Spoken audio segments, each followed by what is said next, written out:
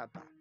आणि हे पात्र म्हणजे कोण आहेत तर या ठिकाणी श्रीकृष्ण भगवंताचे तुम्ही सगळेजण असणारे गोपाळ आहात. आणि त्या गोपाळांच्या मुखामध्ये या ठिकाणी आप्पांनी अन्नदान केलेलं आहे. म्हणजे सगळे असणारे जे पात्र आहेत ना, सुंदर असणारे या ठिकाणी पात्र आहेत. बरं, हे पात्रांनी अन्न खाल्लं, मग अन्न खाल्ल्याच्या नंतर या ठिकाणी करत काय आहेत तर हरी नामाचा खिचडी का, इथं दुसरं काही करत नाहीत. खाल्ल्याच्या नंतर या ठिकाणी त्या ऋणातून उत्तीर्ण होण्याकरता या ठिकाणी भगवंतांनी प्रसाद दिलेला आहे आणि त्या प्रसादातून उत्तीर्ण होण्याकरता इथं भगवंताचं भजन करत आहेत. म्हणून या ठिकाणी पात्र सुद्धा चांगलं पाहिजे. आता पहा, पात्राच्या बाबतीमध्ये वर्णन केलेलं आहे. असं एखादं पात्र निवडायचं की आचार्याचे असणारं त्या ठिकाणी ते मूळ असावं, वेदाचा असणारा तो साठा असावा आणि असाच असणारा तो आचार्य त्या ठिकाणी पाहायचा. पण असा शक्यतो माणूस कधी सुद्धा मिळू शकत नाही. पण एक सांगतो, असा जरी तुम्हाला नाहीच मिळाला आणि तुम्हाला जर वारकरी भेटला, माळकरी भेटला, टाळकरी भेटला तर तो सुद्धा आचार्यापेक्षा या ठिकाणी श्रेष्ठच आहे. म्हणून आपण काय करतो तर वारकऱ्याच्या मुखामध्ये अन्नदान करतो. म्हणून ते सुद्धा अन्नदान या ठिकाणी आहे. विडाला विडाला.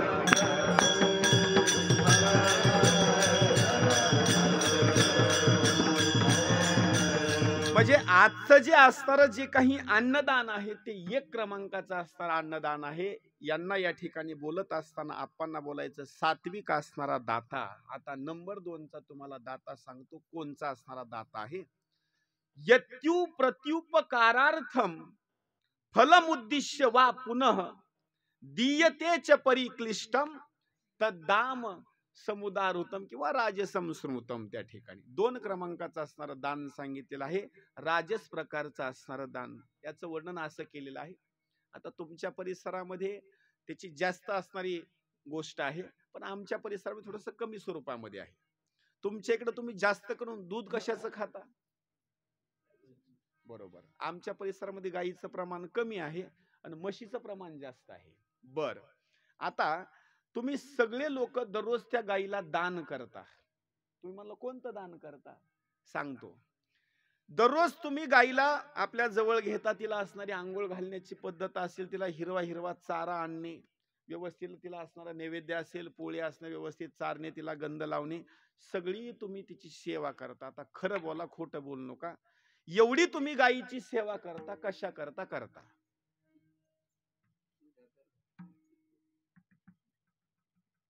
कशा करता करता? गाईला चांगला चारा चारता, व्यवस्थित तिची निगराणी करता. कशा करता?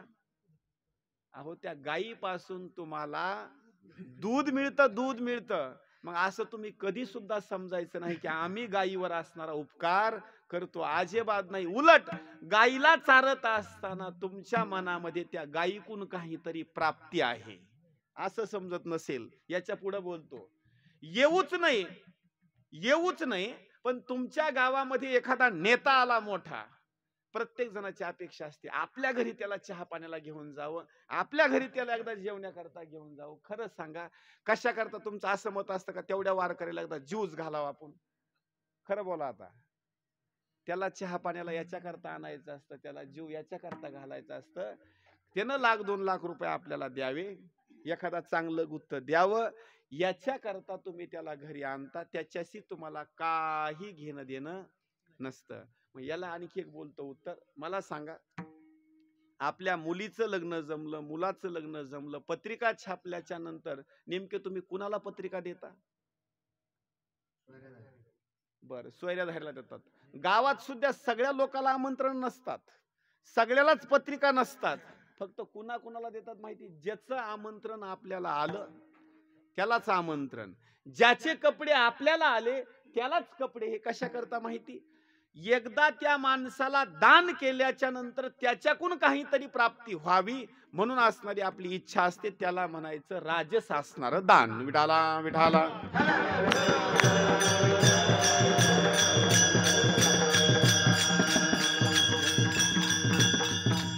आणि 3ऱ्या क्रमांकाचं असणारं दान सांगितलेलं वर्णन असं केलं आहे. अदेश काले यद्दान म पात्रे भेष्य दीयते असत कृतम वज्ञातम तत्ताम समुदा ऋतम. शेवटचं क्रमांकाचं दान सांगितले. लोक म्हणतात अहो त्याच्यासारखा माणूस तर आमच्या गावातच नाही.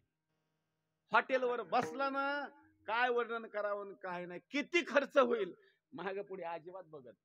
बर किती पैसा उधळतो याच सुद्धा काही सांगता येत नाही. बस कोट्याधीश होता, आता कमी झाला, एकरभरच जमीन राहिलेली आहे. भरपूर त्यानं दान केलं, पण व्यर्थ असणारं दान केलं. त्याचं फक्त मी नाव घेत नाही. एकच बोलण्याची गोष्ट आहे, त्या दानाला म्हणायचं तामस असणारं दान. ते कुठल्याच कामाचं नाही. मग एकच सांगतो, दान असावं तर कोणतं, तर त्या दानाची गोष्ट सांगितलेलं आहे. सात्विक क्रमांकाचं दान असावं, वारकऱ्यांच्या मुखामध्ये असावं, आणि वारकऱ्यांच्या मुखामध्ये असून त्यांनी नामस्मरणाचा जय घोष करावा. त्याच वेळेला असणारं ते सात्विक असणारं दान होतं. विडाला विडाला.